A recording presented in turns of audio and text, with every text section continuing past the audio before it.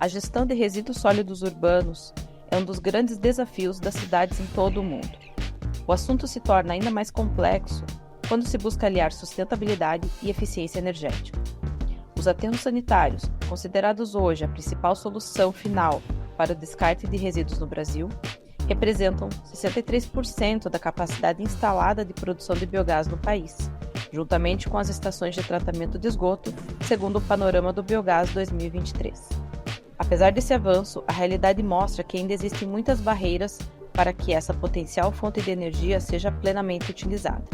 A governança complexa da gestão de resíduos no país, questões operacionais e incertezas no mercado de créditos de carbono são fatores que influenciam diretamente as iniciativas e modelos de negócio voltados para o aproveitamento do biogás de aterros sanitários. No episódio de hoje, vamos explorar essas questões com profundidade, discutindo as oportunidades e os desafios do setor de biogás de aterros.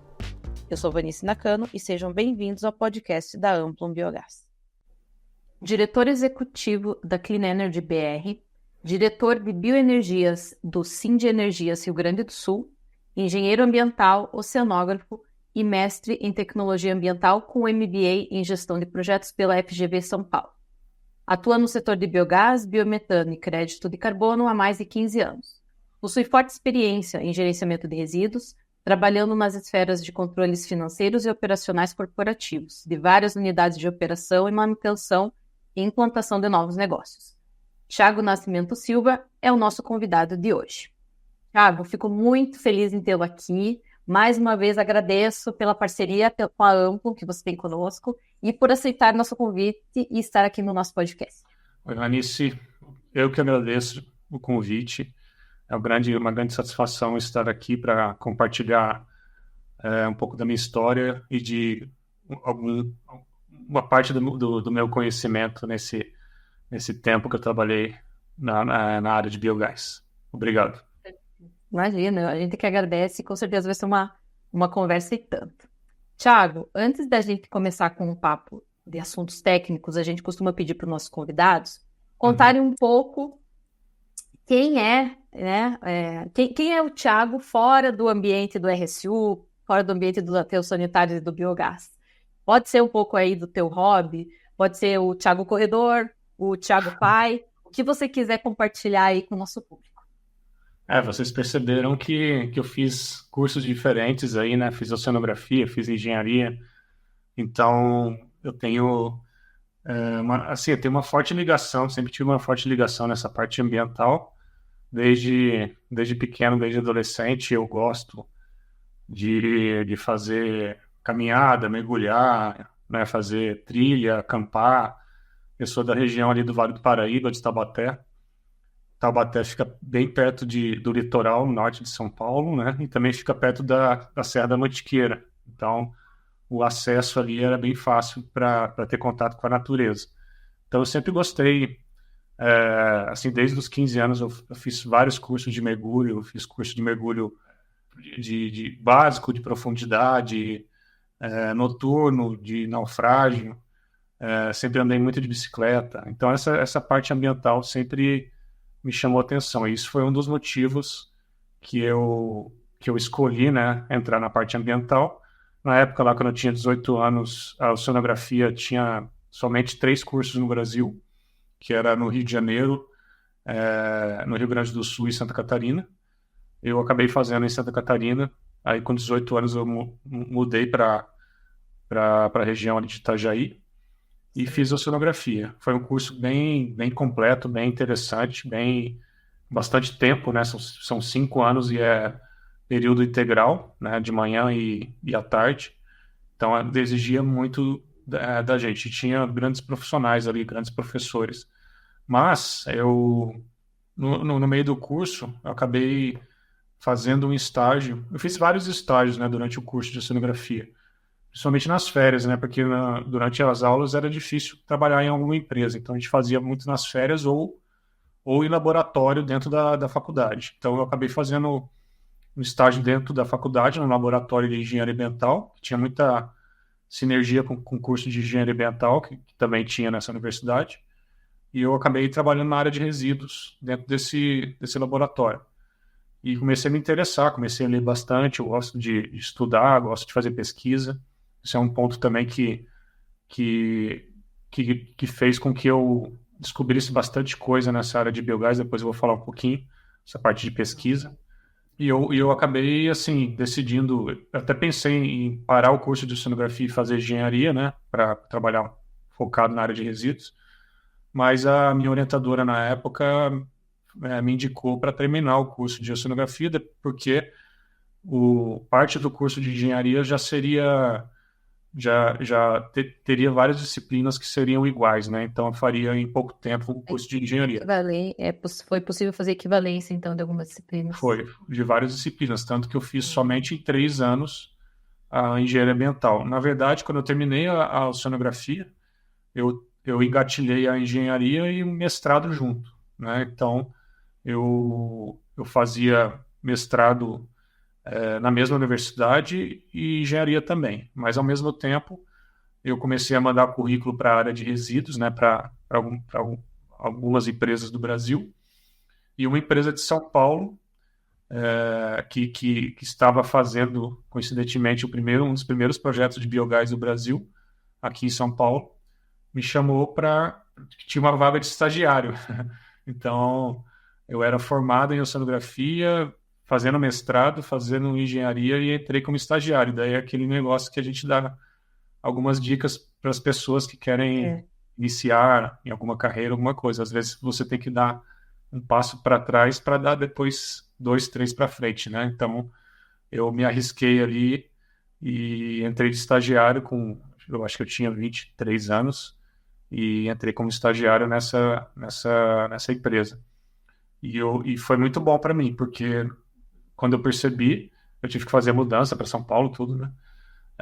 Quando eu percebi, eu estava num projeto de enorme importância até hoje, né? Para a área de biogás, de aterro sanitário, principalmente, que é o aterro Bandeirantes, aqui em São Paulo, que é um projeto icônico, né? Que aconteceu muita coisa boa, muita coisa, muito desafio também.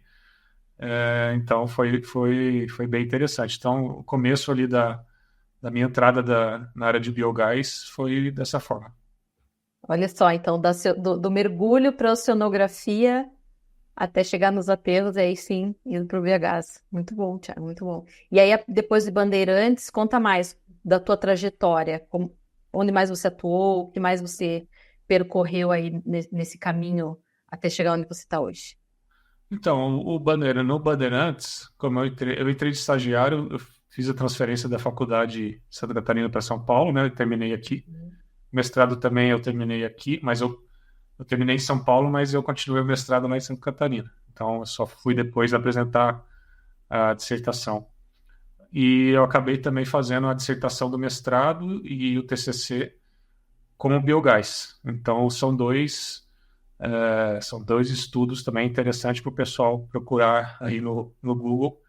Inclusive, o mestrado, a dissertação de mestrado culminou em um artigo, né, na verdade, dois artigos da revista ABS, né, Associação Brasileira de Engenharia Sanitária, que tem uma revista.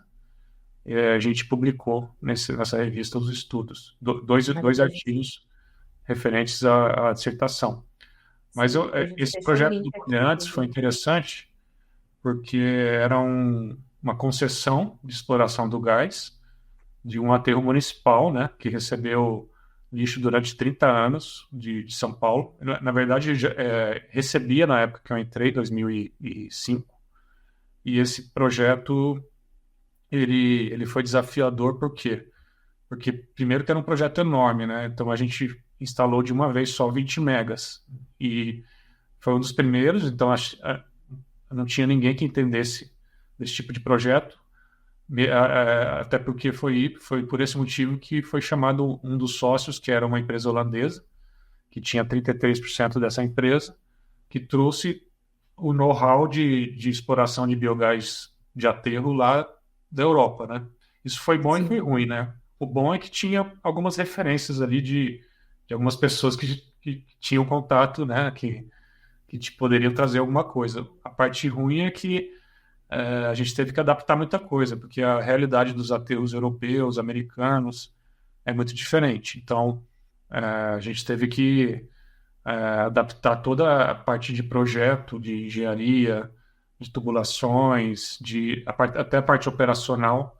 A gente teve que fazer um trabalho e um convencimento também para o sócio holandês, né, que era difícil de convencer que a gente teria que adaptar para conseguir ter uma maior eficiência. O outro desafio é o assunto do crédito de carbono. Então, todo o projeto era baseado em receita de crédito de carbono, né? Naquela época, a receita de crédito de carbono era maior do que da geração de energia, e esse projeto foi um dos primeiros a serem registrados. Então, na verdade, nem a gente, nem o pessoal da ONU sabia direito como lidar, nem os auditores. Então, foi um aprendizado em conjunto. Teve algumas falhas que a gente teve basicamente de auditoria, né? De não coletar alguma informação, de não fazer alguma calibração de equipamento, e a gente ficou no risco de perder milhões e milhões de reais em função disso. A gente teve, né, até eu sair da empresa, teve 17 auditorias com um volume de dinheiro absurdo na época, né? Então, isso também foi marcante para mim, essa parte, tanto a parte do biogás, da captação do biogás mesmo, operacional, quanto da parte de crédito de carbono. Ao projeto em si. Nesse projeto. Depois a gente replicou o mesmo projeto no outro aterro de São Paulo, que é o São João. Foram 22 megas. Então, no São João a gente já tinha adaptado várias coisas, foi mais fácil essa replicação. E depois a gente tentou replicar no aterro do Gramacho. Isso nesses 3 aterros, que eram um dos maiores do Brasil, os 3, foi a mesma empresa, né? As 3 concessões. Só que o aterro do Gramacho foi um desafio ainda maior, porque era um lixão, na verdade, com 1.500 catadores lá dentro, e a gente não tinha drenagem de biogás, não tinha nada. A gente teve que alugar uma máquina americana e perfurar o aterro e tentar transformar do lixão para um aterro controlado, e ainda fazendo a instalação de uma tecnologia nova que não tinha no Brasil, né? Que é a que todo mundo fala hoje. Lá em 2009, a gente instalou uma purificação do biogás para biometano, e com a intenção de mandar o biometano para a refinaria da Petrobras, que ficava perto ali em Duque de Caxias. Ali teve vários desafios, tanto social, né, desses catadores, quanto de tecnologia mesmo, porque não existia nenhuma empresa. Hoje, empresas que a gente vê hoje, a Gruen, a Greenlane, nem estava no Brasil, né? A gente trouxe uma opção de uma empresa americana que, né, a gente tentou fazer várias adaptações ali, mas o que atrapalhou bastante o projeto não foi nem a tecnologia, como eu sempre falo, né, o segredo está no campo, né, na captação do biogás. E a falha foi ali mesmo, né? Então, a gente esperava que fosse captar 10 mil metros cúbicos por hora, por exemplo, de biogás, e a gente conseguiu chegar nos 5 mil no máximo. Então, não performou, basicamente por falta de percepção que um lixão não iria captar tanto gás, né? A gente tinha vários consultores americanos, europeus, que falavam que ia captar. E não conheciam a realidade do lixão. E eu fiquei nesses desafios até de 2005 a 2011. Aí começou uma nova etapa da minha carreira, que foi entrar para uma empresa que opera aterro. Então, isso mudou bastante, né? Porque eu estava numa empresa até então, nesses 6, 7 anos, que era focada na captação do biogás, né? A gente tinha aquela sinergia com a operação do aterro, tinha várias brigas, só que a gente não tinha essa percepção de como operava um aterro. Aí eu fui para essa empresa que tinha, na época, mais de 20 aterros sanitários, e a gente acaba participando de tudo, né? De todos os assuntos. Então, a gente acaba participando dos indicadores operacionais, e eu também saí da... Outra coisa que foi uma mudança brusca, que eu saí da operação e fui para o corporativo da empresa, né? Eu estava acostumado com aquela toada operacional, né, Campo e ali. ali no campo, que o pessoal reclama, mas é satisfatório, né? Porque parece que todo dia você mata um leão. É verdade. E no corporativo parece que não, você faz e não acontece as coisas, né? Então esse foi um desafio de adaptação, foi um dos motivos que eu resolvi também fazer o MBA, né, na FGV, de gestão de projetos, econômico e financeiro de projetos, porque eu senti falta também dessa parte de gestão, de entender a parte financeira, de saber os principais índices aí, CAPEX, OPEX, EBITDA, lucro líquido, né, tudo aqueles termos financeiros, né, que eu comecei a ouvir no corporativo. Isso Que também até eu acho. então não era necessário, né, para o dia a dia ali da operação. A partir do Uhum. momento que você foi para o corporativo, falou, opa, a linguagem mudou. Isso é um ponto que eu acho que é uma dica também para o pessoal que está crescendo na carreira, se adaptar, né? Porque você acaba, quando você é um gestor, você tem que saber todas as esferas do negócio, né? Então, o operacional é muito atrativo, tem muito amigo que trabalha até hoje na parte operacional, mas a parte de gestão, a parte de novos negócios, né? A parte de estratégica também é bem interessante. Tem várias oportunidades. Falta, tanto na operação, falta gente no mercado até hoje, mas na parte corporativa falta gente, principalmente que tenha experiência no operacional e que entenda da parte estratégica também. Isso para mim, né, é um diferencial no mercado. Então, nessa empresa que eu entrei, a gente ficava no corporativo e a gente começou a viabilizar os projetos de energia. Na época, a gente começou a se falar do assunto de GD. Então, só para contextualizar, né, essas usinas que eu trabalhei anteriormente eram todas no mercado livre de energia, usinas grandes, 20 megas. O mercado não olhava praticamente aterros pequenos, porque o mercado livre não viabilizava, basicamente pelo preço da tarifa. Com a geração distribuída em 2012, foi exatamente em 2012 que eu entrei nessa outra empresa, a gente começou a olhar para os aterros que tinham capacidade de 1 mega até 5 megas, até porque assim, o crédito de carbono, então uma coisa está interligada na outra, né? O crédito de carbono, que era muito interessante lá de 2005 até 2011, exatamente em 2012, o protocolo de Kyoto acabou, e em 2012 criou a lei da geração distribuída, né? Então, saiu uma coisa e entrou outra. Então, a gente começou a viabilizar o projeto sem o crédito de carbono, né? Inclusive, tinham vários projetos no Brasil, vários, que tinham só a captação do biogás e o flare, só, porque a receita era só crédito de carbono. Nessa empresa, inclusive, só tinha isso, tinha 5 projetos grandes só com queima em flare. Então, o nosso objetivo era levar a geração de energia. Nesse momento, eu acho que a parte mais interessante foi a questão de terceirizar o gás. Então, a empresa decidiu não fazer o investimento e chamar uma empresa de fora para que fizesse o investimento e o dono do aterro vendesse o gás, basicamente, ou em forma de metro cúbico ou em forma de royalties. E esse modelo participei do primeiro projeto também que se implementou esse modelo, que foi no aterro que recebe o lixo de Ribeirão Preto. Então lá foi instalada uma usina de 5,6 megas, naquela época foi Mercado Livre ainda, mas foi terceirizado esse gás, né, para uma empresa portuguesa. Então esse modelo foi replicado, acho que em mais de 30 aterros no Brasil, e é interessante porque geralmente a empresa, daí depende do perfil do dono do aterro, né, mas tem vários donos de aterro que querem focar na operação do aterro, né? Então não querem mexer numa tecnologia que não conhece, em outro mercado de energia totalmente diferente do aterro sanitário. Então criou-se essa opção, né, de você trazer uma empresa para investir. Isso foi interessante. O outro ponto interessante que eu acho também é um ponto legal para o pessoal que está vendo a questão da carreira. Eu decidi aceitar um desafio que eu não tinha feito até então, que foi operar um aterro sanitário.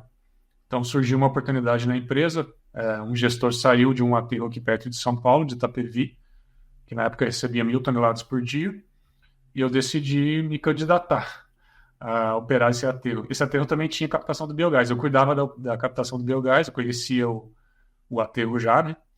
E falei, não, vou lá, vou encarar.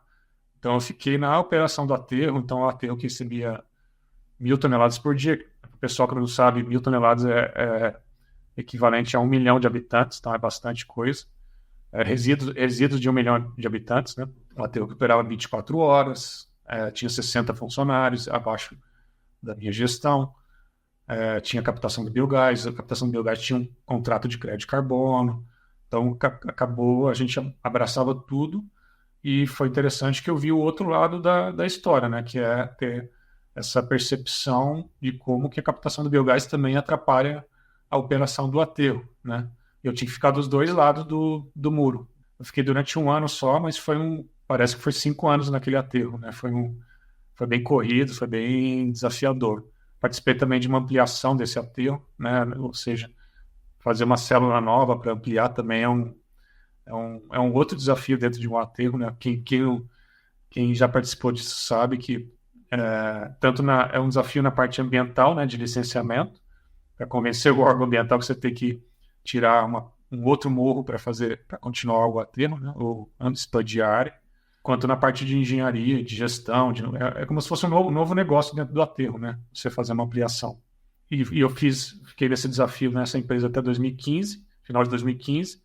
Em 2016 eu aceitei outro desafio para voltar para fazer gestão de uma usina no Rio Grande do Sul, que é o aterro de Minas do Leão, onde foi instalada uma usina de 8,5 megas, Mercado Livre, mas o desafio maior, na verdade, era fazer a implantação dos outros 4 aterros que essa empresa tem no sul do Brasil, que eram os aterros de São Leopoldo, Santa Maria, Giroá e Vitor Grefe. Então a gente começou a estudar a fundo daí a geração distribuída, né, para viabilizar esses aterros de 1 até 5 megas.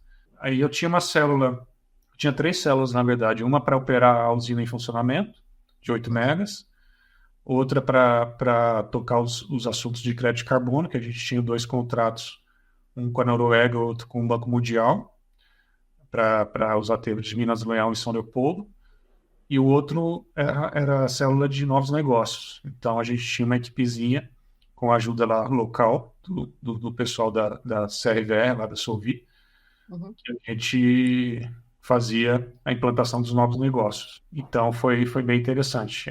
E isso completa também a minha caminhada em empresas, né?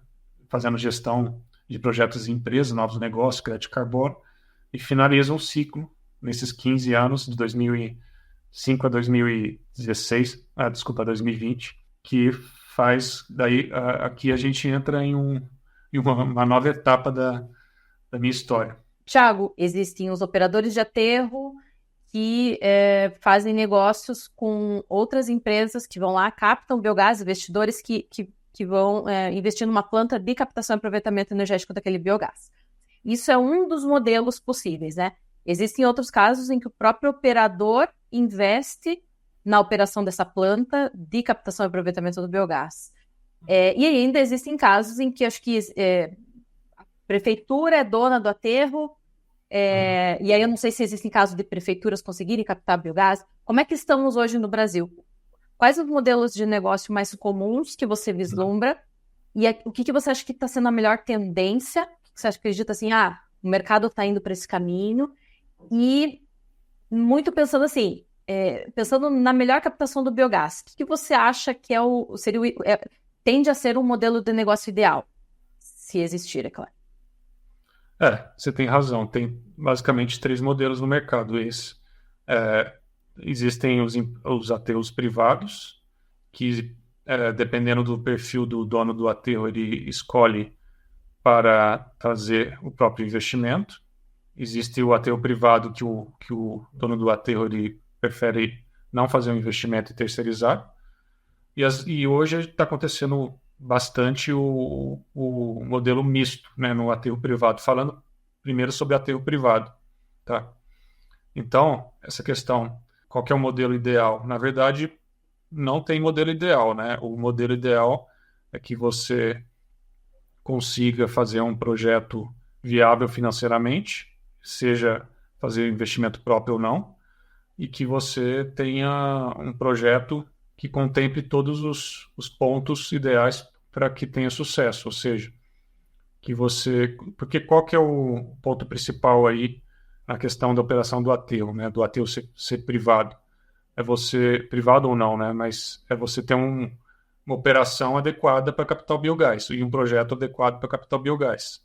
Então, você tendo uma sinergia e um combinado entre o aproveitamento do biogás e a operação do aterro, ali está o segredo. Sendo terceirizado ou não, o segredo para ter sucesso no projeto é você ter esse combinado entre o projeto de captação do biogás e a operação do aterro. Então, independente do tipo. Mas, assim, o que está acontecendo mais no mercado, hoje, com essa fase do biometano, é a terceirização ou o misto. Ou seja, o dono do aterro e o investidor, eles fazem uma SPE, cada um fica com uma porcentagem, e geralmente o investidor ele fica com uma porcentagem um pouquinho maior para pegar a parte operacional, né, para ter domínio da parte operacional. Por que eu vejo que está acontecendo isso hoje? Porque a geração de energia era um processo, né, tanto o Mercado Livre quanto o GD, era um processo relativamente simples, que você, como dono do aterro, você tinha várias opções no mercado de motogeradores, então você contratava um projetista, fazia o projeto, comprava a máquina diretamente com o fornecedor, instalava. O sistema para vender energia não é tão complexo, né? Você, no Mercado Livre é bem simples, né? De você fazer contrato de energia, tem comercializador de energia e tudo mais. Na GD, hoje, tem várias empresas que te ajudam a vender a energia, né? Para os consumidores finais. Então, você não precisa lidar com o consumidor final, você tem empresas que intermediam isso. Então, o dono do aterro se sentia confortável em fazer todo o investimento e gerenciar aquela venda de energia. Agora, quando entrou o biometano, o negócio ficou mais complexo. Primeiro, os equipamentos não são de prateleira, né, como o motogerador. Então, o motogerador tem de meio mega, 1 mega, 2 mega, você compra no mercado. No upgrade, que a gente chama, no biometano, e é mais complexo, funciona como se fosse uma refinaria, né, uma mini refinaria, que é um processo bem mais customizado, não tem prateleira, né? Então, você quer fazer um projeto de 1.500 metros cúbicos por hora, e se você errar na mão ali, você não consegue entregar o gás para o que a gente chama de off-taker hoje. Todo mundo fala off-taker, né? É o comprador final do gás. E o outro ponto é que para vender o gás não é simples que nem a geração de energia que você injeta aqui em São Paulo e vende lá no Paraná, né? O gás ele tem toda uma complexidade de transporte, se for GNC, de venda do gás, o contrato da venda de gás é totalmente diferente do contrato de energia. Se você for fazer injeção na rede, é bem mais complexo também, está se formando ainda o mercado, as regulações estão saindo, estão se atualizando o tempo todo. Então, eu vejo que o dono do aterro, ele se sente, com essa questão do biometano, ele se sente um pouco inseguro em fazer o investimento total e assumir a operação desse negócio. Nos aterros municipais, geralmente é uma concessão, né, de exploração do gás, e aí então, tem que dar uma parte da receita para o município, né? Ou eu estou vendo outros movimentos que estão se fazendo PPPs, né? Parceria público-privada, em algumas cidades, que aí a empresa de gestão de resíduo ela assume tanto a parte de coleta quanto a parte de transporte, destinação final, que é o aterro, quanto a parte de aproveitamento energético do biogás. Mas a gente ainda tem uma grande dificuldade nos aterros municipais. Primeiro, demora para se concretizar esse modelo de PPP ou de concessão. Segundo, que as empresas privadas têm receio de entrar nesses editais ou nessas concorrências. E terceiro, que a operação do aterro municipal geralmente não é uma operação igual à operação de um aterro privado. Então, a eficiência de captação do biogás em um aterro municipal ela pode ser menor do que de um aterro privado. Excelente, você já até tirou uma dúvida minha que era exatamente isso. Muitos aterros ainda a gente não vê essa movimentação, talvez menores e os municipais, né, de Uhum. captação do biogás. E é algo que nos parece muito óbvio. O biogás já está lá, né? Uhum. Captá-lo e aproveitá-lo energeticamente, né, dá a impressão que seria um processo óbvio, mas não é simples, né? Você já me respondeu por quê. Existe toda essa complexidade de É. ser algo público, talvez uma insegurança jurídica ali, né, de um investidor investir ou não e não ter essa certeza. Então, essa é a Basicamente, assim, diferença. o investidor privado que tem a grana, ele não vai colocar a grana num negócio que tenha pelo menos 15 ou 20 anos de certeza que ele vai operar, né, durante esse tempo. Está Então, na mão dele, né? Uma PPP de gestão de resíduos geralmente são 30 anos, ok. Mas uma PPP é um negócio complexo que exige uma empresa grande que tem experiência também em coleta, transporte, aterro, é um negócio bem complexo.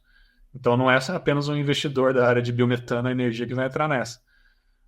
E aí o outro modelo que foi implementado aqui até com sucesso no Bandeirantes, São João e o aterro de Salvador também, é a concessão. A concessão funciona bem. E daí, no caso daqui de São Paulo, foi uma concessão de 15 anos, renovável por mais 15 anos. E até hoje funciona, né? O São João funciona, o Bandeirantes, apesar do pouco gás que tem hoje, ainda tem motor lá. Então, seria um modelo para replicar. Mas aí tem questões políticas, né? Tem cada cidade, cada capital e cada estado tem a sua característica. Tiago, você comentou, né, que então, tanto a construção do aterro quanto a operação desse aterro, ele vai afetar a eficiência de captação do biogás, né? Isso é fato e ficou bem claro. Você pode dar aqui para o nosso ouvinte quais fatores você julga serem os mais importantes nessa operação do aterro que devem ser observadas e, né, ter essa atenção especial para melhora da eficiência da captação? Eu acho que os 3 pontos principais são projeto do aterro, principalmente a questão da drenagem vertical. Para quem não entende, o aterro ele possui diversas drenagens verticais desde a base do aterro. E essas drenagens ela tem uma característica própria, né, de material, né, e de tipo e de diâmetro. Por exemplo, drenagens que são feitas com tubo de concreto somente e pedra, ela tem a tendência de romper e impedir a entrada, tanto o escoamento do chorume, né, que é o líquido do gás, desculpa, que é o líquido do lixo, do resíduo, quanto a saída do gás. Então, a gente vê em aterros antigos que tem esse colapso que faz com que entupa o dreno. Então, isso é um ponto bastante importante, que é o projeto da drenagem do aterro. Segundo, o espaçamento entre drenos. Então, tem aterros que têm o espaçamento de 50 metros de distância e tem aterros que têm 25 metros de distância. O que traz de benefício você ter um espaçamento menor? Você basicamente ter um raio de influência maior naquele maciço. Então, se você tem mais canudinhos enfiados naquele, né? Falando de uma forma mais fácil aqui, são vários canudinhos enfiados naquele maciço, naquele bolo, que se você tiver quanto mais canudinhos enfiados nesse maciço, você consegue captar mais gás, né? Se você tem menos, você não capta aquele gás e o gás ele não é armazenado, ele vai fugir. Se você não capta ele hoje, ele vai fugir pela superfície, pelos taludes. Então, esse é o segundo ponto bastante importante. O terceiro que eu considero é a operação do aterro em si. Ou seja, se você tem um aterro que opera com uma frente muito grande, você acaba impedindo que a captação do biogás capte aquele poço que está no meio da operação. Então, tem operação que tem, por exemplo, 100 metros de frente. Né? Frente que eu falo é a área que descarrega o resíduo, que os caminhões descarregam o resíduo, e tem aterros que é 24 horas, né? e aquela área ela fica mudando de local o tempo todo. Então, se você tem uma área de 100%, você está impedindo a captação do biogás nesse 100%. Agora, se você tem uma operação boa, você reduz isso de 50 por 50 metros. Então, aquela área, aqueles poços ficam mais disponíveis. Isso, eu já fiz um cálculo, pode representar uma captação maior de 10 a 20 ou até 30% se você tiver um aterro bem operado. Então, em resumo, esses 3 pontos mais importantes que eu considero primeiro, o projeto da drenagem do aterro, né, dos drenos verticais que eu mencionei, que o tipo de material, se é concreto, se é tubo de PAD, interfere bastante. Nesse caso, o tubo de PAD é a melhor opção. O outro é o espaçamento entre drenos, né, o segundo, espaçamento entre drenos, ou seja, quanto mais perto os drenos, mais eficiência de captação você tem. E o terceiro seria a operação do aterro, que vai interferir na área em que você descarrega o resíduo, se essa área é grande ou pequena. E se essa área for pequena, você tem mais poços disponíveis para captar, basicamente. E ainda sobre operação, a gente tem observado e conversado, né? Alguns aterros, eles optam por investir mais na captação, né? Investir mais ali na pressão negativa, né? Daquele gás para a usina. Uhum. Obviamente que isso vai acabar influenciando diretamente até no investimento da planta, em purificação daquele biogás. Enquanto outros aterros optam por trabalhar com menos pressão de captação. Se eu estou falando os termos corretos, você me corrija. Ou seja, são formas de trabalho diferentes, certo? Se puder explicar para nós o porquê dessas formas e o que influencia trabalhar com mais e o que influencia trabalhar com menos captação. Isso é legal, essa pergunta. Essa cultura, essa cultura de colocar mais pressão ou menos pressão no maciço, ela veio desde a época que se iniciou, né, na parte de captação do biogás, tanto em projetos de geração de energia, quanto em projetos que só tinha, como eu mencionei lá atrás, né, que só tinha queima para crédito de carbono. Então, tiveram vários projetos que os operadores, né, dos projetos, tanto do aterro quanto da captação do biogás, acostumaram que poderia captar de qualquer forma. Então, se você tem só os tubos e o flare, você pode puxar da forma que você quiser o gás, e ele vem com uma qualidade de 35%. O flare, ele queima acima de 30%, ele já queima o gás. É um flare enclausurado. De metano? De metano, desculpa. E 30% de metano ele já queima o gás no flare com temperatura de 800 até 1.200 graus, que era o suficiente para projeto de crédito de carbono. Falando sobre a geração de energia, os motores eles, apesar de não ser muito adequado, mas eles aguentam de 40% a 45% de metano para cima. Então, se trabalhar com 50% de metano, 51%, não é um projeto mal operado em geração de energia. Então, essa cultura foi sendo reproduzida em vários aterros. Aí existem outros assuntos envolvidos, né? Quando, nesses 10, 15 anos, houveram alguns acidentes em aterros. Acidentes que eu falo de desmoronamento, né? Então, aterros, principalmente aterros grandes, que aterros grandes são aterros de 1.000 toneladas para cima, né? 1.000 toneladas de recebimento de resíduo para cima. Tem um fator que é o recálculo do aterro, né? O movimento aí do maciço, da matéria orgânica virando gás, e o aterro ele murcha, né? Então, nesse maciço, em aterros grandes, se ele murchar de uma forma muito não homogênea, ele pode desmoronar de um lado. Então, quando começou a acontecer isso em alguns aterros, começou a se estudar se era adequado a gente puxar com tanta força, aspirar, né, no caso, aspirar com pressão negativa, então formar aquele vácuo com tanta força como a gente fazia lá nos projetos de queima e flare e energia. Então a gente começou a adequar, estudar, a gente começou a mudar a cultura em alguns aterros, E mesmo os projetos de energia, de 2010 para frente, a gente começou a trabalhar com menos pressão e com qualidade menor. Qualidade melhor. Então a gente começou a trabalhar com 53, 54, 55% de metano, com oxigênio mais baixo. Então a gente começou a mudar um pouquinho a cultura. Aí quando veio o biometano, aí que é um negócio bem novo, né? 3, 4 anos só que começou a ser forte o assunto do biometano.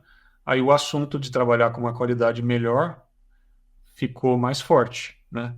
Porque se a gente, aí é o que você perguntou, vale a pena mais fazer um investimento na rede de gás, trabalhar no monitoramento e trazer uma qualidade melhor e garantir, né, esse gás com metano alto e oxigênio baixo, ou vale a pena você não investir na rede de gás e fazer um investimento no upgrade do biogás, colocar 2 PSA, colocar membrana, fazer um CAPEX maior na captação, no upgrade do biogás e se preocupar um pouco menos no campo. Na minha visão, a alma do negócio está no campo, né? Está na rede de gás. Então, eu acho bem mais plausível você fazer um investimento que não é tão grande, a representação do investimento na captação do biogás em relação ao upgrade ou à geração de energia, ela não é tão grande, coisa de 15%, 20% do investimento vai ser na rede de gás. Se você investir 5% a mais, talvez, você consiga garantir uma qualidade melhor de gás no aterro e trazer um gás com garantir, né, durante os 15, 20 anos de projeto, porque o segredo é o investimento inicial, né? Porque não adianta você fazer um investimento inicial baixo, né, com baixa qualidade, depois ficar adaptando, vira aquele Frankenstein.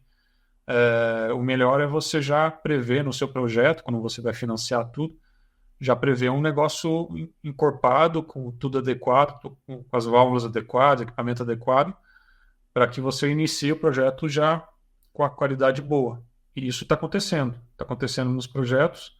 Agora, o desafio é sempre o mesmo, né? O desafio sempre é aquele projeto um pouquinho menor, né? Aterros de 500 toneladas por dia, que daí, geralmente, as empresas querem fazer um CAPEX um pouquinho menor, querem ter... Assim, basicamente, é mais difícil viabilizar um projeto pequeno.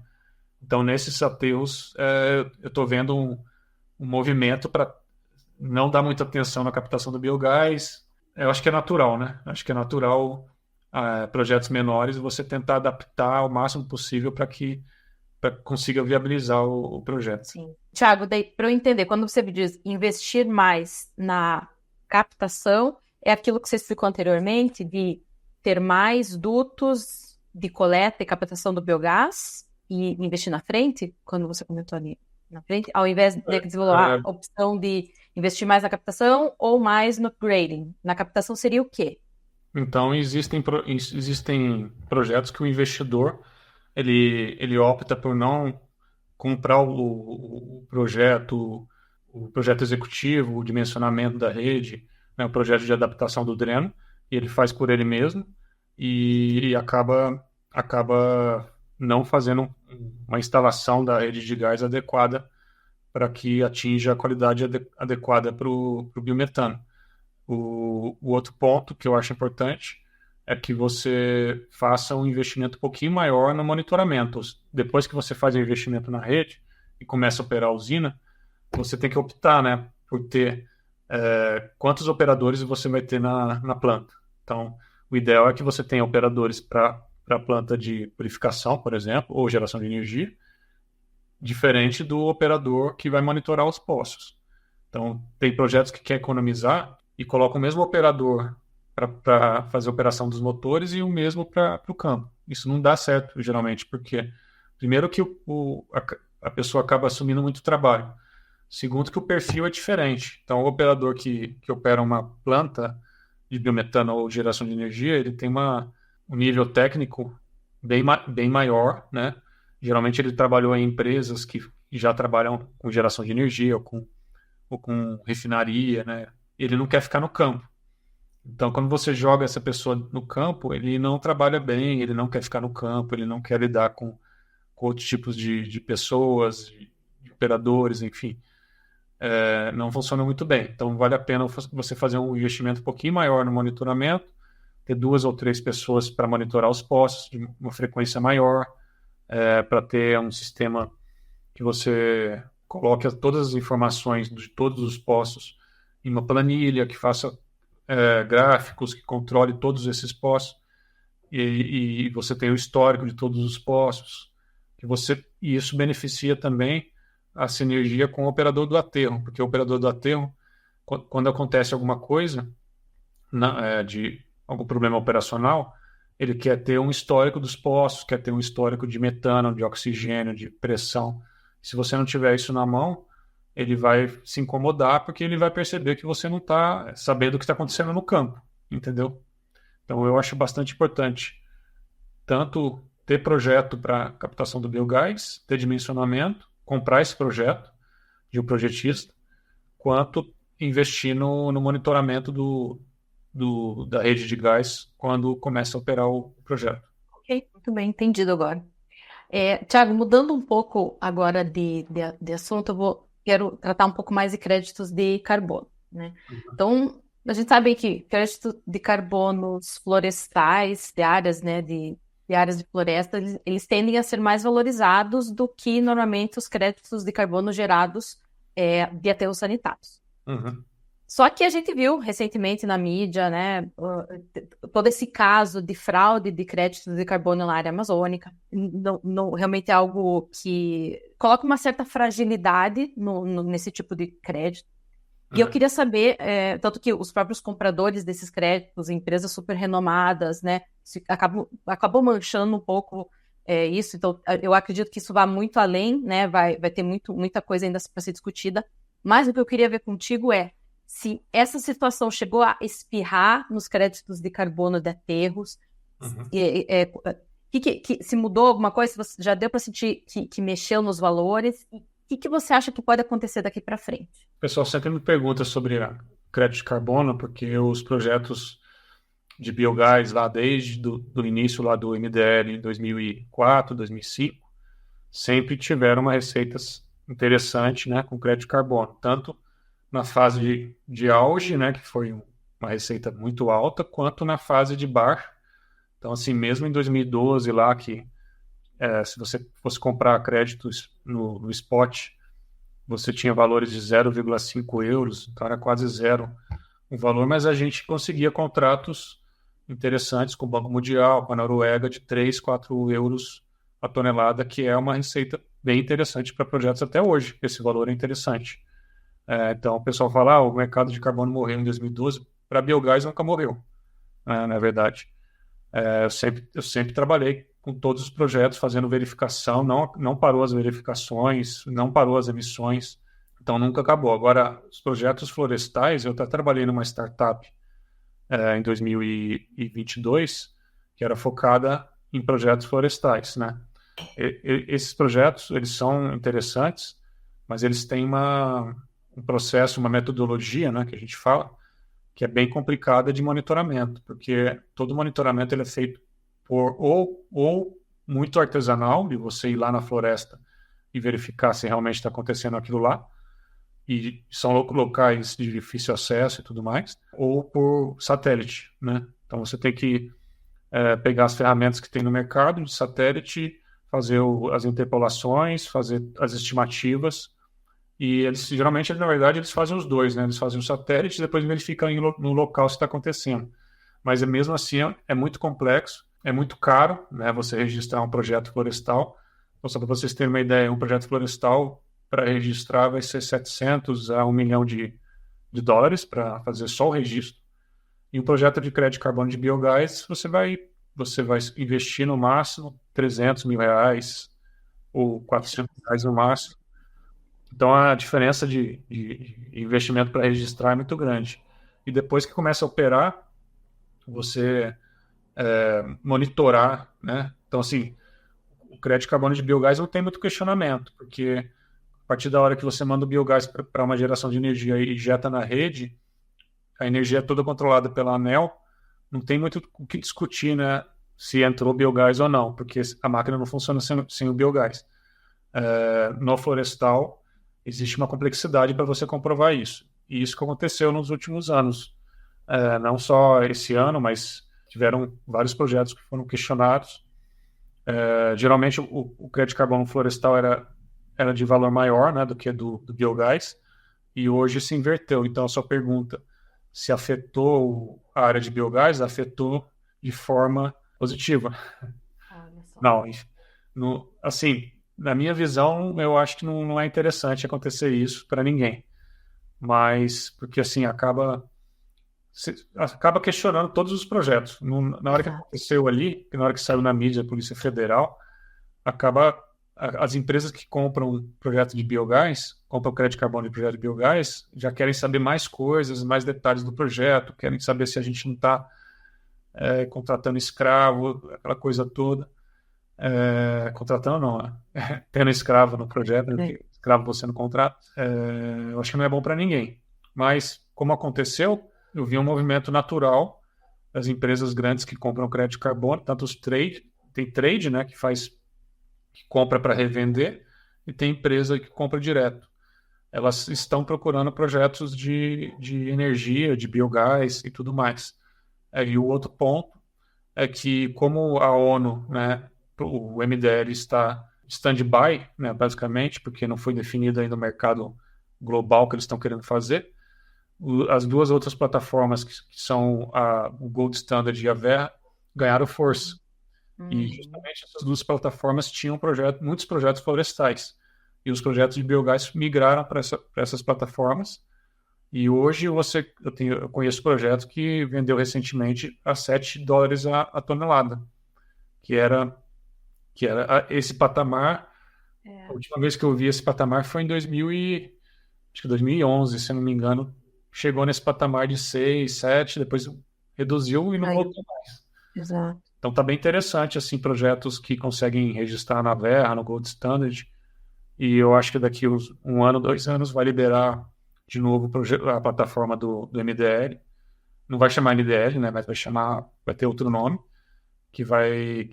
e outra coisa que eu estou vendo são startups que estão criando metodologias próprias e protocolos próprios para que projetos menores de biogás e de energia solar, o pessoal pergunta bastante, né, que possam ingressar nesse mercado com investimentos pequenos, né, para registrar, e com custo de emissão pequeno também. Não sei se o pessoal sabe, mas para você emitir também custa, né? Eles cobram mais ou menos 20 centavos a tonelada, que é um custo, é uma taxa de emissão. Então, esses 20 centavos, às vezes, pesa bastante. Se você tem um crédito que você vendeu a $2, acaba sendo não $2, acaba sendo 1,8, né? Então, às vezes, pesa bastante. Por isso que eu acho que essas alternativas de startups são interessantes para o mercado. Tiago, para 2027, né, voltando assim a falar de gestão de resíduos em si, para 2027 está aí projetado para sair a primeira planta de incineração com recuperação energética de RSU, né? É sabido que existem plantas de incineração de resíduos industriais, mas com recuperação energética de RSU, essa da Horizon que está para ser lançada, entrar em operação em 2027. Eu vi que ali, algumas semanas atrás, você até postou no seu LinkedIn uma reportagem sobre, e você colocou ali, né, o quanto que é importante a gente refletir sobre os caminhos, né, os próximos caminhos do Brasil em relação à gestão de resíduos no Brasil. E aí eu queria ver contigo, quais são as suas reflexões sobre isso? Como que você vê o Brasil se posicionando nessa questão da gestão de resíduos e formas diferentes de destinação dos resíduos além dos aterros? Então, essa questão tem uma discussão forte aí entre os profissionais da área de resíduo. Às vezes as pessoas pensam que os donos dos aterros, eles são contra outro tipo de tecnologia, são contra a reciclagem, são contra a coleta seletiva, são contra você separar o orgânico do aterro sanitário para fazer um biodigestor, e na verdade não é isso. Todas essas empresas que eu trabalhei, o tempo todo o pessoal de novos negócios ali, do corporativo, está estudando outras alternativas. O tempo todo está estudando pirólise, queima de resíduo. Então, assim, eu vi esse movimento direto nessas empresas. Eles investem tempo, né? Tempo e pessoas para estudar essas opções. O que eu bato muito aí nas redes sociais é você falar de uma coisa que ainda não, ou não é o time do mercado, ou você ficar, como a gente fala, vendendo sonho que não se viabiliza. Então, tem muitos oportunistas no mercado que tentam vender para prefeituras, principalmente, para prefeitos que não entendem da tecnologia, e daí fica travando o mercado, né? Você poderia ter um investimento bem menor, por exemplo, de um aterro sanitário para resolver um lixão. Na verdade, um aterro resolve 15, 20 lixões no mínimo, e você fica travando essa opção com uma alternativa que não vai sair. Então, eu já vi várias tentativas de editais de cidades falando que ia fazer pirólise e acaba ficando 2, 3 anos ali, às vezes só para o prefeito enrolar para não fazer né, deixar o lixão lá e falar que vai fazer uma queima de resíduo, e acaba que não sai nem o aterro, nem a queima de resíduo, né? Mas assim, eu não acho legal, não é bonito você ver um aterro sanitário funcionando, porque você está enterrando matéria-prima, né? Então você está enterrando plástico, está enterrando matéria orgânica. Matéria orgânica, eu até considero que a gente capta o biogás e faz alguma coisa com o biogás, apesar do questionamento das pessoas, é que a eficiência de captação não é alta, né? É em torno de 70% a 60%, na média, né? Então, assim, 30%, 40% você está perdendo para a atmosfera realmente. Então, isso é fato. Seria um mundo perfeito, né, se a gente tivesse tecnologias que evitassem o aterro sanitário. Mas a realidade do Brasil não é a realidade europeia, né, por exemplo, e nem a americana. Quer dizer, a americana ela ainda opta bastante pelo aterro sanitário, só que esses países, eles investem. Então, assim, tem um estudo que foi feito recentemente por um profissional da área, que o investimento per capita na área de resíduo nas cidades no Brasil, geral, né? Então, o investimento no Brasil, por exemplo, é coisa de R$ 100 por habitante, específico para essa área de resíduo, e os outros países é coisa de 4, 5 vezes mais em relação a esse valor. Então, não adianta a gente tentar fazer coisas mirabolantes, porque a gente precisa sair do básico, que é eliminar os lixões. Então, tem reportagem aí que eu coloquei hoje, que fala que a gente tem 3 mil lixões, e tem reportagem que fala que a gente tem 2 mil lixões. Isso. Mas sendo 3 mil ou 2 mil é muita coisa. É grave Então, igual. a gente tem que fazer pelo menos 500 aterros para eliminar esses 3 mil lixões, para depois passar para uma nova fase, né? Agora, nada impede que usinas como o da Horizon seja viabilizado. Geralmente se encaixa todos os pontos ali, é muito difícil. Até eu acho, assim, os profissionais que conseguiram viabilizar essa usina são os caras, eu tenho que dar parabéns, porque eles ficaram quase 10 anos para viabilizar uma usina daquela, porque precisou encaixar a tecnologia, encaixar um leilão do governo, né? Pagando hoje deve estar uns R$ 600 a tarifa já. Então encaixou tudo, né, para você conseguir viabilizar um projeto gigante, que é de 800 toneladas por dia. Então, legal, funcionou. Eu acho que é merecido e tem que tocar. Agora, você não vai conseguir viabilizar um projeto desse tamanho, ou menor, desse tamanho você precisou de uma tarifa de R$ 600, né? Imagina um projeto de, sei lá, 100 toneladas por dia. Você vai precisar de mais fatores aí. A parte de financiamento também, né, do BNDES precisa encaixar, enfim. A minha posição é essa. Eu acho que tem que estudar, a gente tem que estar sempre vendo esse tipo de opção, principalmente nas grandes cidades, né, nas capitais. Porque como São Paulo gera 12 mil, 13 mil toneladas por dia, que vai para 2 aterros. Só que esses aterros estão ficando cada vez mais distantes, né? Eu trabalhava no Bandeirantes, que recebia essa metade do resíduo, que era no quilômetro 26 da rodovia dos Bandeirantes. Hoje, o lixo do Bandeirantes foi para o quilômetro 33, que é Caieiras. Então, ele está indo cada vez mais para longe, né? A tendência é essa. O que os Estados Unidos fez, os Estados Unidos aconteceu a mesma coisa, né? O lixo de Nova York era jogado em um aterro, aí foi finalizando o aterro, eles foram jogando. Hoje é jogado, acho que a 200 quilômetros de distância. Só que daí eles investiram. Qual que é o lance aí? Eu acho que tem que investir em logística. Então, nos Estados Unidos eles investiram em jogar resíduo com trem, outro tipo de e transbordo, né?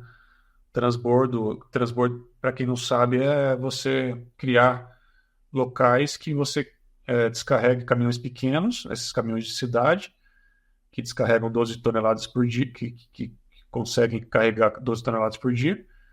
E nesse local você joga esse resíduo para um caminhão de 50 toneladas por carreta. Então você ganha em logística. E isso está acontecendo bastante em várias cidades. Acho que quem está na frente é o Rio Grande do Sul, pelo que eu vi, que eles fizeram uma rede de vários transbordos e tem aterro que recebe de 100 cidades, né? O aterro de Minas do Leão recebe de 99 cidades mais Porto Alegre. Então, você vê que com o trabalho de logística você consegue viabilizar o fechamento dos lixões. Entendido, entendido. Vamos lá ver quais serão, né, os próximos passos daqui para frente. E, Thiago, para finalizar, a gente não pode deixar de falar do seu curso em parceria com a Amplo, né? Acho que vale a gente destacar aqui para os nossos ouvintes que a gente soma já hoje 73 alunos que fizeram esse curso e que aprenderam contigo sobre biogás, biometano e créditos de carbono de aterros sanitários, né? Um curso que está disponível lá no site da Amplo. Vale colocar aqui desses 73 alunos também a turmas de Incompany, então é um curso também que pode ser adaptado para atender empresas, né, Thiago? Sim. Então, conta um pouco, né, de maneira rápida aqui para o nosso ouvinte, o que o aluno aprende com esse curso, o que você pode compartilhar um pouquinho antes da gente finalizar. Primeiro que eu sempre falo, né, a pessoa que faz esse curso, ele não é só o curso, ele entra numa comunidade de biogás, né? Então ele participa de um grupo, de um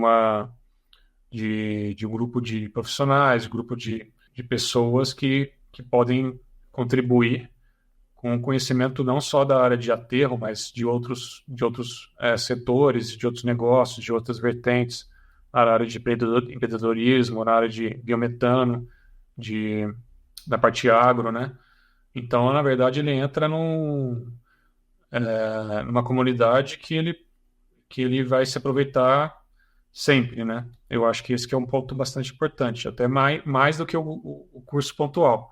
O curso pontual é importante, lógico, né? Mas depois ele consegue absorver e conversar e trocar ideia e às vezes marcar até um cafezinho se for perto, né, do local das pessoas aqui. Mas falando específico sobre o curso, ele é um curso que a gente foi adaptando, né, pela nossa experiência, né, com o mercado. Primeiro a gente iniciou em Company, né, para testar a metodologia e como que seria as matérias seriam aceitas pelo público. A gente viu que deu certo, né, a gente deu curso em 3 empresas grandes do setor e os feedbacks foram muito positivos. E depois a gente lançou o curso online, com mais ou menos com a mesma concepção do curso em Company, que também é bem interessante porque a pessoa pode ver em qualquer local, qualquer horário, então ela fica com essa liberdade de ver e tirar dúvidas em qualquer momento. Então, e também dentro da comunidade você tem acesso a tirar dúvidas, pegar o contato do professor, marcar uma conversa para que o assunto sempre esteja atualizado na cabeça do aluno. Muito bom. A gente vai deixar o link também na descrição para quem tiver interesse e saber de mais informações. Está tudo descrito lá no nosso site. A pessoa que faz o curso, ela não vai saber somente de biogás, ela vai saber de uma forma geral sobre a área de resíduos. Isso eu acho importante. porque quando você vai entrar na captação do biogás, você bate, você não tem como não bater na questão de saber como que funciona a área de resíduos de uma cidade, como que funciona a gravimetria, como que funciona a coleta do resíduo, por que que não faz mais reciclagem. Daí a gente entra um pouquinho na parte operacional, de como que funciona o mercado, operacional do aterro, né? Então, eu dou o módulo 1 ali, eu dou muito essa perspectiva geral de como é que funciona a área de resíduo sólido urbano no Brasil, que é bem interessante.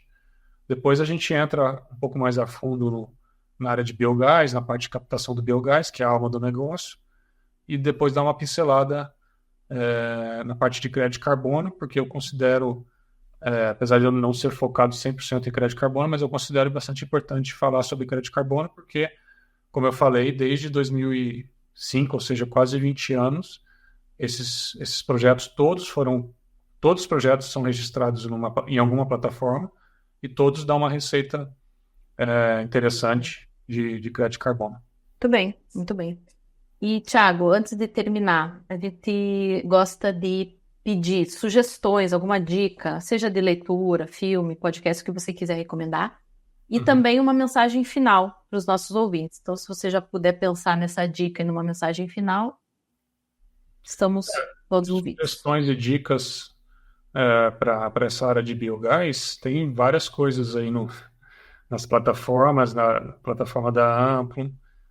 Eu acho que é interessante quem se interessa bastante se associar a alguma associação de classe como a Biogás. Eu falo também que assim tem associação na área de resíduos, que é uma outra vertente, né, na área de resíduos. A BLP, por exemplo, a Associação Brasileira de Limpeza Pública, é uma associação que você começa a entender a área de resíduos e tem professores de biogás lá dentro também. Quem quer se aprofundar, eu acho que é interessante entrar nesse tipo de associação. Sobre livros, eu até trouxe 2 livros aqui, ó. Tem um livro aqui que é de um professor da Unesp, que na verdade ele trabalhou nessas empresas de resíduo também. Ele desistiu, ele saiu das empresas e quis focar na área na acadêmica. Então tem um livro aqui que chama Estudo da Geração de Metano em uma Célula de Aterro Sanitário, que virou um livro, que é esse livro aqui, ó. Vamos ver se consigo mostrar aqui. Esse livro aqui, que é do Giovanni Candiani. Depois quem se interessar pode entrar em contato comigo. Ele é um livro que fala da área de resíduos e ele faz um estudo específico de uma célula, fala sobre... O pessoal tá me perguntando bastante sobre emissão fugitiva na superfície do aterro, né? Esse cara aqui, ele fez um mini aterro, com autorização da empresa de resíduo, e ele acompanhou esse aterro durante 1 ano e tirou todas as informações ali. E isso aqui para mim, é a bíblia da parte de emissão fugitiva de aterro. E um livro mais saindo um pouco do assunto de biogás, que eu fiquei bastante impressionado, é do Maurício Bevenuti. Esse cara aqui, ó. Esse livro que chama Desobedeça. Esse cara aqui, ele foi um dos fundadores da XP, e ele saiu da XP faz, acho que uns 5 anos. Aí ele fundou a Startse. Startse é uma plataforma de empreendedorismo, que eles levam os executivos para os Estados Unidos, para Vale do Silício, para Israel. E esse cara aqui, ele escreveu alguns livros, na verdade, um deles é esse aqui, O Desobedeça. Me chamou a atenção para essa questão dos profissionais que tem nas empresas, deles não fazerem só o básico, né? Fazerem mais do que está se pedindo na empresa. Eu acho que isso que diferencia tanto o profissional nas empresas quanto o empreendedor, a pessoa que quer fazer consultoria, que quer outros desafios, né? Na verdade, é o segredo de todos os profissionais que têm sucesso, é você fazer mais do que além além do que ele lhe pede, né? Então, se você fizer 1 quilômetro a mais, né, que o pessoal fala, você está sempre adquirindo mais conhecimento, conhecendo mais pessoas, mais network, e acaba crescendo naturalmente na carreira e de forma pessoal também, né? Não só na carreira, mas pessoalmente, né, autoconhecimento e tudo mais. Então, essa Excelente. dica que eu dou, né? Essa dica final Uhum. que você pediu. É, É, nossa, é, riquíssimo. assim, primeiro que essa área de biogás é uma área que está inexplorada praticamente. Essa área de biogás de aterro é uma área nova, né? Tem 15 anos aí. A gente tem muito o que fazer e aquela informação que eu sempre falo, né? Tem mais 500 aterros para entrar no Brasil, fora os aterros Exato. que existem que não são explorados. E fora os aterros que existem, que são explorados, mas que vão mudar de tecnologia, né? Como a gente está vendo hoje, tem várias usinas de geração de energia que estão passando de geração de energia para biometano. Então é mais um trabalho a ser feito. E essa área de resíduos não é também só biogás, né? Como você falou, tem a área de aproveitamento energético do resíduo, queima de resíduo, pirólise. Então, assim, tem um mundo maravilhoso a ser explorado. Então, a minha dica é ter sempre a cabeça aberta aí para outros conhecimentos e engajar aí no setor.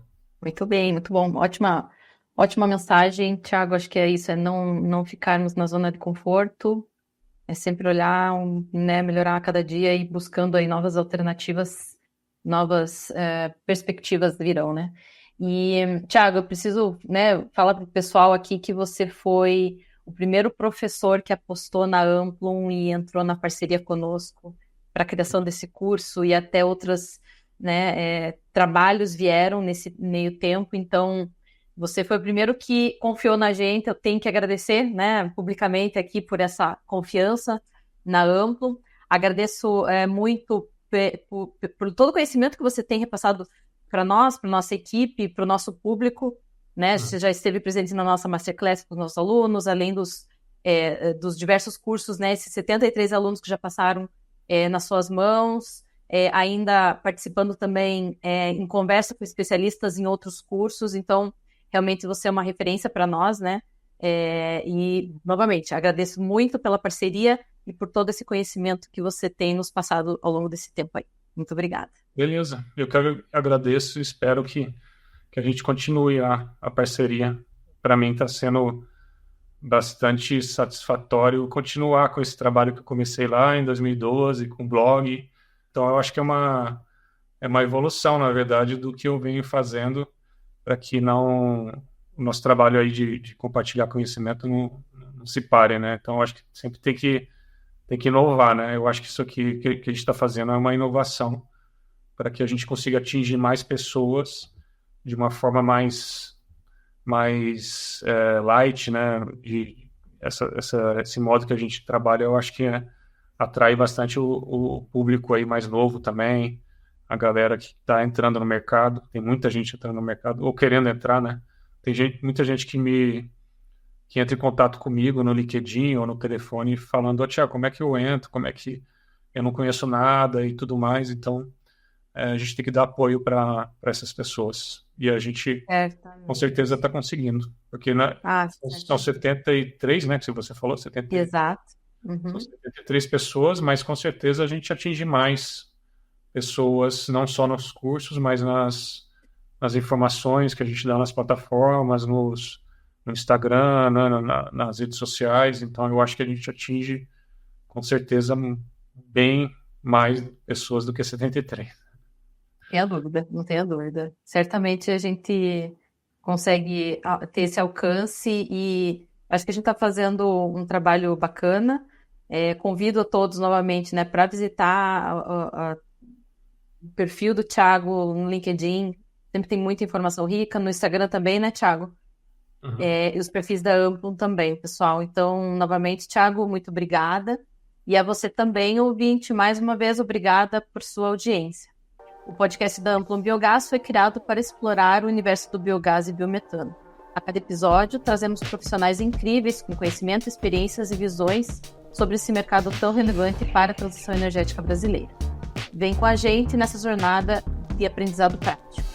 Mande-nos sua opinião, perguntas, sugestões de pautas e de profissionais. O nosso e-mail é contato@amplumbiogas.com.br. Se você está nos ouvindo pelo YouTube, verifica aí se deixou o seu like. E se está no Spotify, marca, por favor, as 5 estrelinhas. Siga a gente em ambos os canais e ative o sininho. Assim, quando tivermos um novo episódio, você receberá o aviso. Lembre-se de recomendar para uma pessoa que também gosta do tema. A Amplum é uma empresa que oferece cursos e consultorias para o mercado de biogás e biometano. Conheça mais sobre o nosso trabalho em www.amplumbiogas.com.br e também nas redes sociais. É só buscar por @AmplumBiogás. Um abraço de toda a equipe Amplum Biogás. Esse podcast foi produzido por Amplum Biogás e Comunica Energy.